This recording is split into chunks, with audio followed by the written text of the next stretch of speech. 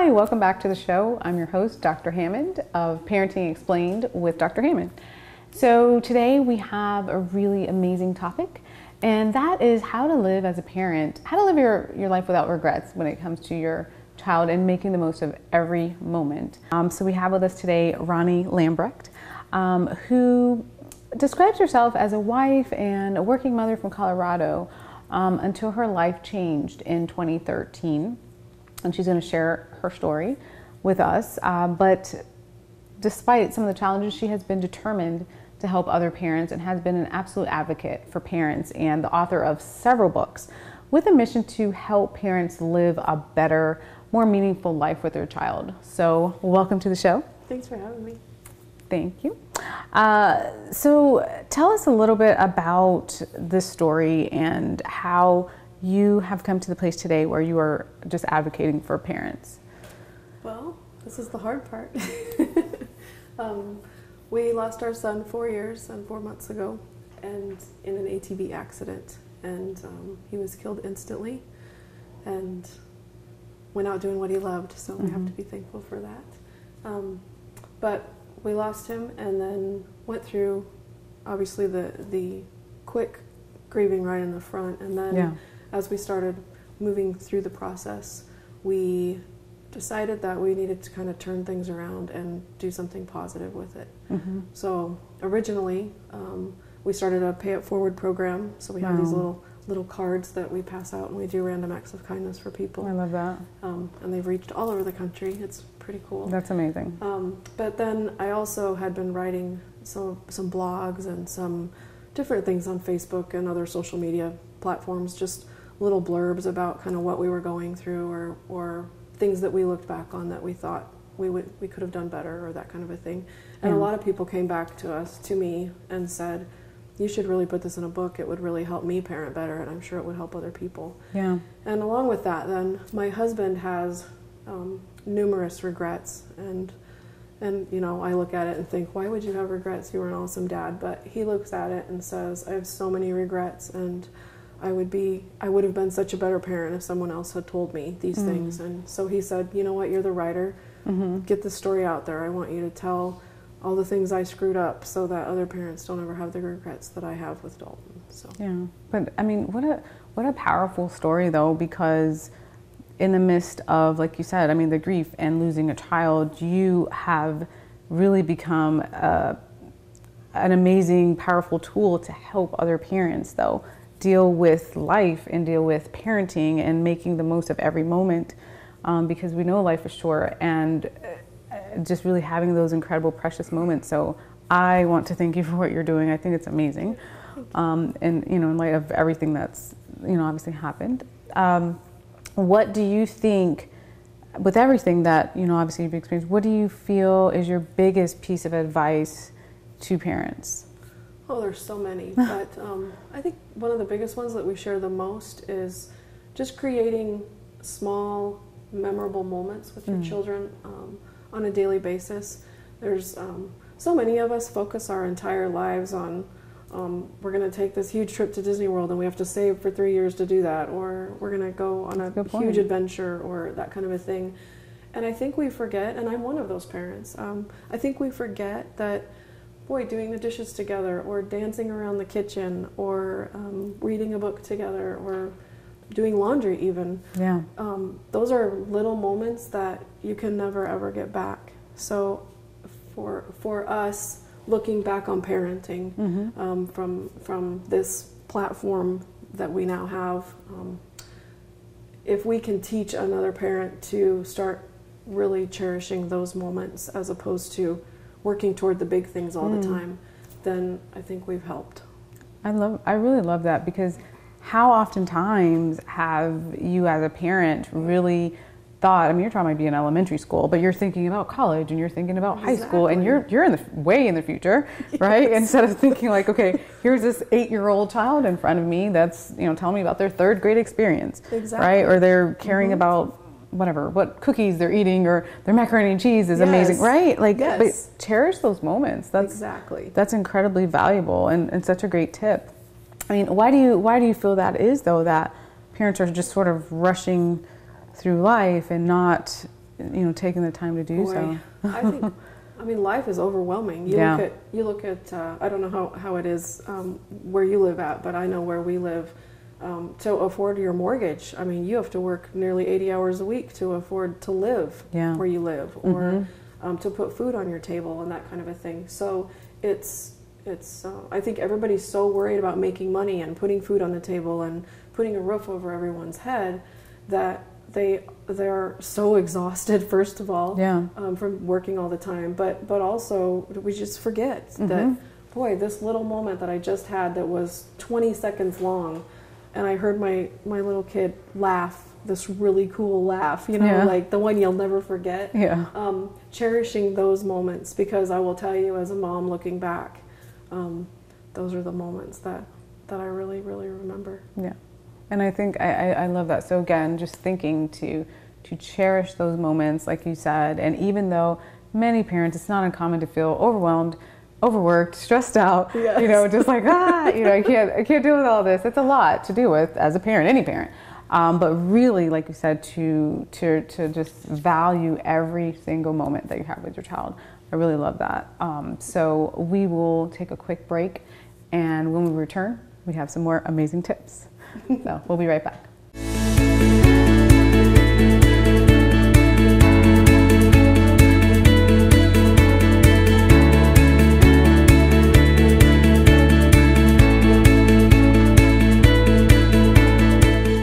I'm Roni Lambrecht, and I'm the author of Parenting at Your Best.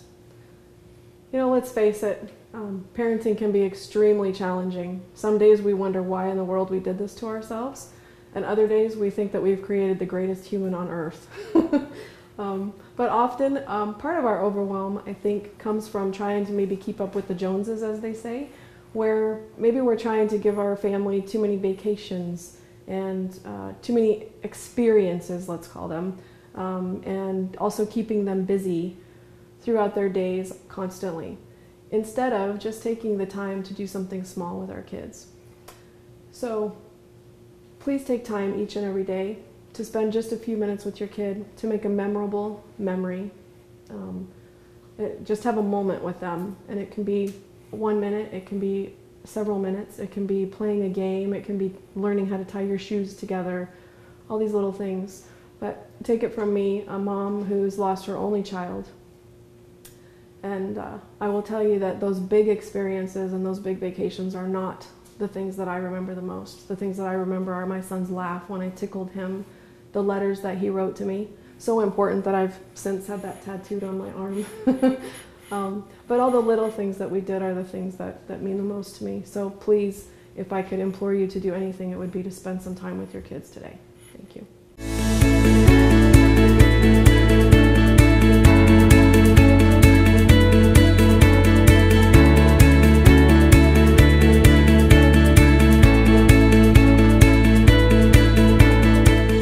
Welcome back to the show.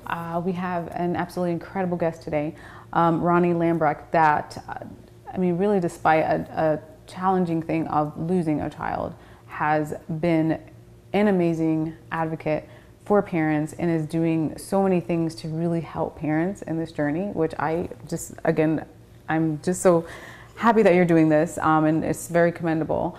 And she's going to talk to us about some of your books. You authored 3 books, yes. Is that right? Wow, congratulations. Thank you. So what was your inspiration for the books? Mostly just like we kind of talked about before, people saying, wow, what you've written has really made a difference in my life. I think you could help a lot of other people, just on blogs and that kind of a thing. And then again, my husband saying, we've got to help other parents not to have the regrets that I have. So. And the really sad thing, too, is when you lose a child, it's almost, and this sounds really trivial, but it's like, when you buy a new car, and all of a sudden now you see that car everywhere, okay? So I would tell you, we've now lost a child, and I would tell you I meet a minimum of 1 parent per day now who has lost a child. Wow.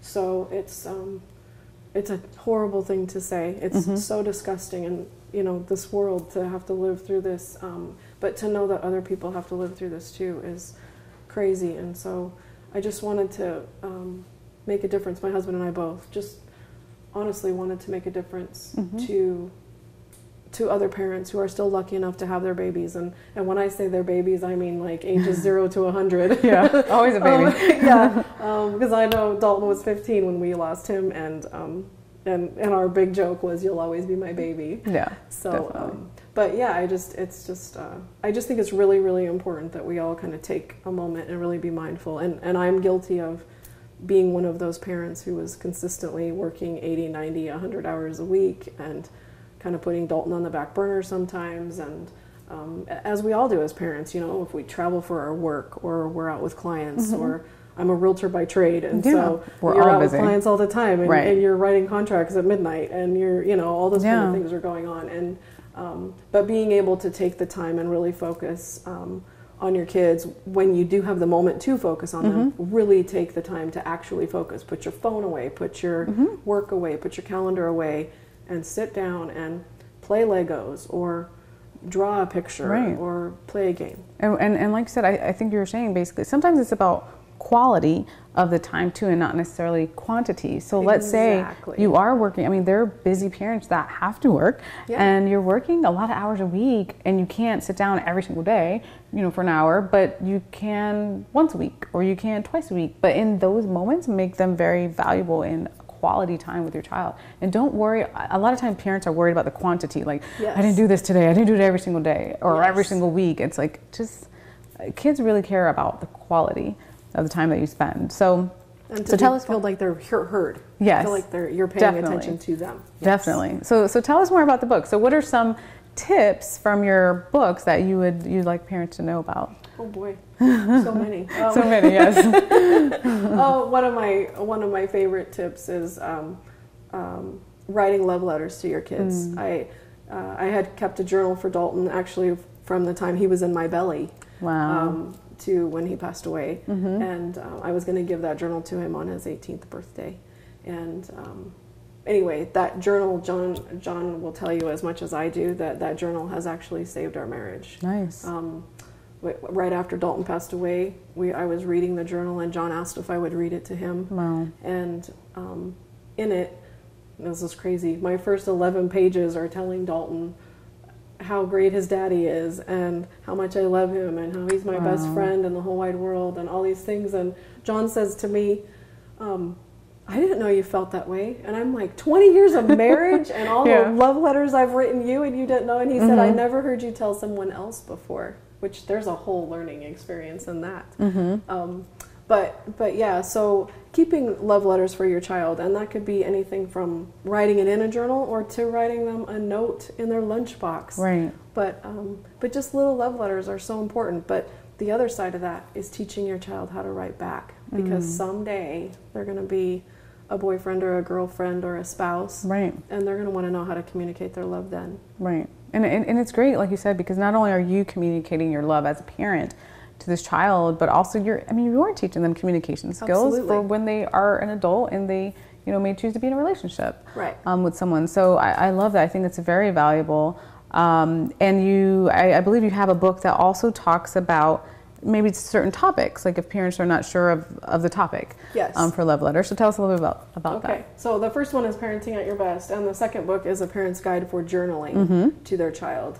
And that actually came about because people were asking us as parents, what can we do for you in your loss that would be beneficial, and how could we help you? And both John and I always say, just write love letters to your babies so that your babies know how much you love them. Because for us, it's more important than anything to know that while Dalton was here, he knew he was loved. So if we can teach another parent how to do that, that's great. But what happened is, here we are telling all these parents to do this, and then people are saying to us, well, I wouldn't have any idea what to write, or I have no idea what to write about, or what they would want me to write to them about. So I just kind of created a little guide and of little fun ideas that you could write about, and you can just pick one whenever you want to write. It doesn't have to be every day or anything. It could be once every 3 months. It could be once a year. So that's great because, again, for some parents, maybe you're super creative, so you have all these ideas. But for other parents that are just really super busy, you may be thinking, I don't know where to start. I want to do this. It sounds like a good idea, but how do I even get started? So that would be a great way. I mean, just picking up this guide, just, you know, to give you some prompts and to give you ways to communicate with your children. And believe it or not, I mean, who doesn't like to get a love letter, right? So kids and teens, they really appreciate it. They want to be heard, like you said. They want to feel loved. Everybody wants to feel loved. So making sure to have those opportunities are really, really important. So we are going to learn more when we get back about self-care and also some tips and some ways to pick up the book. So we'll be right back.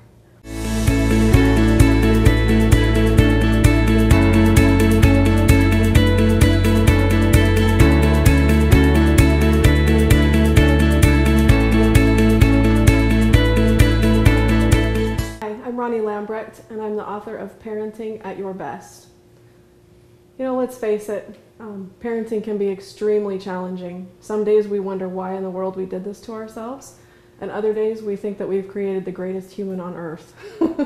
But often, part of our overwhelm, I think, comes from trying to maybe keep up with the Joneses, as they say, where maybe we're trying to give our family too many vacations and too many experiences, let's call them, and also keeping them busy throughout their days constantly, instead of just taking the time to do something small with our kids.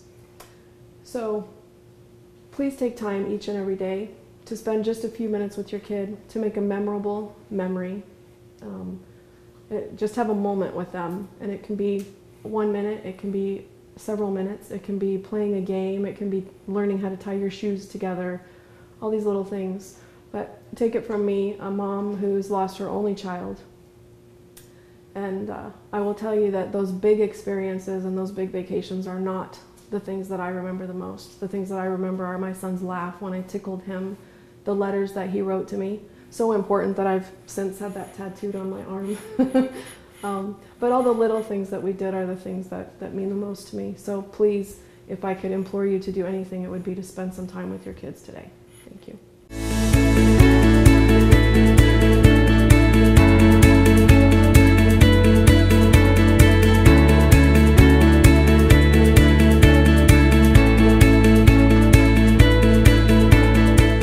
Welcome back. We've been talking to our guest today, Roni Lambrecht, and she's been sharing some really valuable tips and some great pieces of advice in some of her new books. So where can parents get a copy of these amazing books? On my website, actually. It's parentingatyourBestWithoutRegrets.com. Okay. And the title of your books? Let's see. So the first one is Parenting at Your Best, Powerful Reflections and Straightforward Tips for Becoming a Mindful Parent. And the second one is A Parent's Guide for Journaling to Their Child, Simple Strategies for Writing Heartfelt Love Letters to Your Child. Right. So if you need some tips, there they are. Awesome. Awesome. So we've talked a lot today about some advice for current parents. And what about parents who are still parents, frankly, but what about parents who have lost a child? I know you mentioned you've run into a lot of families that have had that experience. What piece of advice would you give to parents? You know, in all honesty, if someone has just recently lost a child, they probably don't want to talk to anybody. So I would rather talk to a family member or a good friend. And I would tell them to keep them busy, to keep them hydrated. And one of the other really important things is to start writing a journal from the day their child went to heaven, and move backwards, because you wouldn't forget how several months later, and like we're 4 years into it, the things that you forget. And I know as a mom, one of my biggest fears is that I forgot something.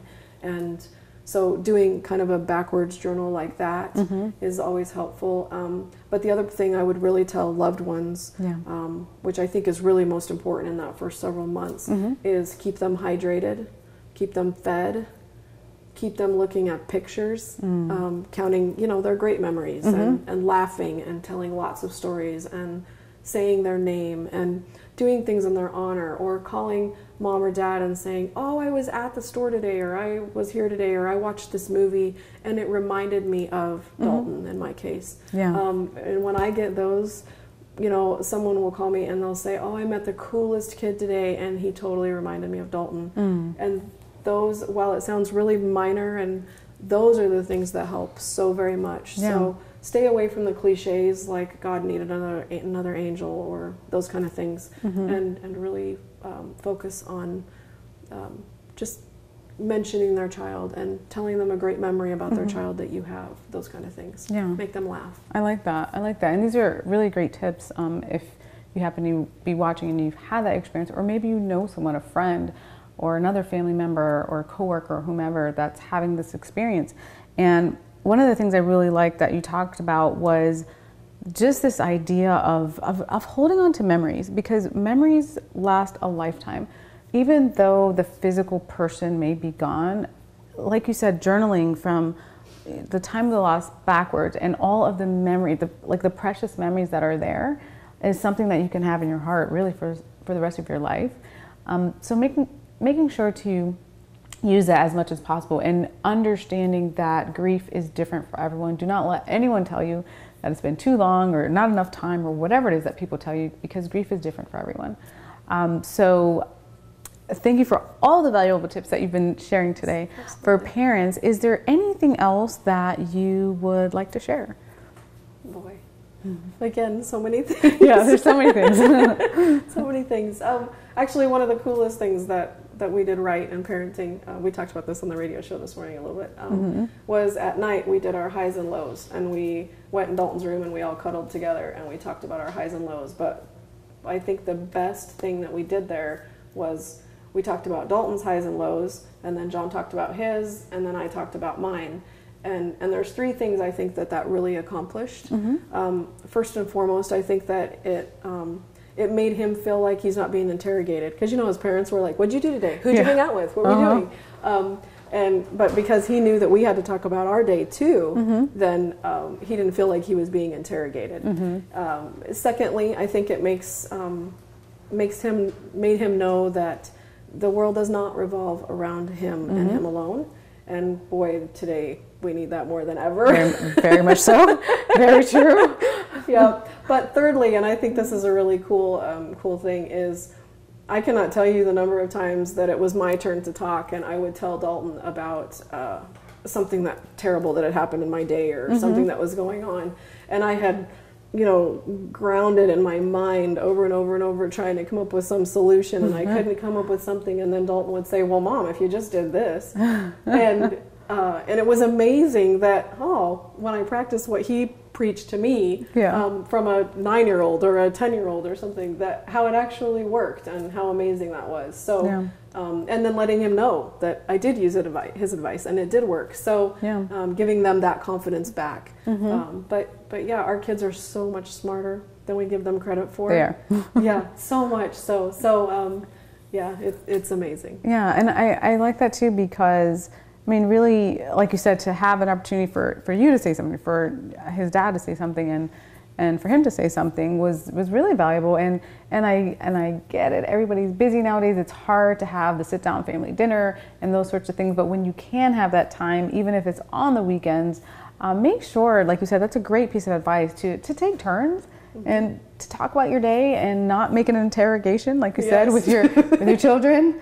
But you also talk about what's going on with you, and I just love that, and I think it's super precious. So yeah. So where can people get a hold of you? I know you mentioned before. Yeah, on my website, parentingatyourbestwithoutregrets.com. And they can also, if they wanted to email, I would do book clubs and speaking, and I would do anything to kind of get our message out to help other parents. So you can always email me at doitfordalton, and that's DALTON, doitfordalton@gmail.com.